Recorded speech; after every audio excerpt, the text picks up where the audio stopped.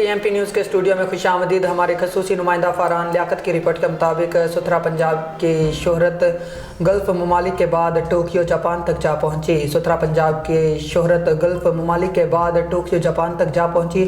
जापानी जरीदे ने सुथरा पंजाब को दुनिया का सबसे बड़ा प्रोग्राम करार दिया। तफसीलात के मुताबिक वज़ीर आला पंजाब मरियम नवाज़ के सुथरा पंजाब प्रोग्राम की कामयाबी की गूंज अब आलमी सतह पर सुनाई देने लगी।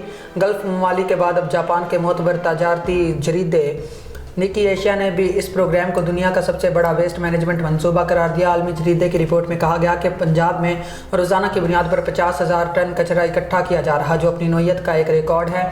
रिपोर्ट में कहना था कि अजीमुशान मंसूबे से अब तक 1.5 लाख अफराद बाइज़्ज़त रोज़गार फ्राहम किए जा चुके, जबकि प्रोग्राम के तमाम ऑपरेशंस को जदीद डिजिटल निज़ाम के तहत मॉनिटर किया जा रहा, जिससे शफाफियत और कारकर्दगी में इजाफा हुआ है। आलमी जरीदे ने पंजाब की मुस्तकबिल के माहौल दोस्त मंसूबों को भी उजागर किया। कचरे से 50 मेगावाट बिजली पैदा करने के मंसूबे में चीन और बरतानिया ने गहरी दिलचस्पी ज़ाहिर की। इस मंसूबे से 2,40,000 घरों को बिजली फ्राहम की जा सकेगी। इसके अलावा लैंडफुल साइट से निकलने वाली मीथेन गैस को काबिल इस्तेमाल बनाने समेत बायोगैस और बायो फर्टिलाइज़र पर भी काम तेज़ी से जारी है।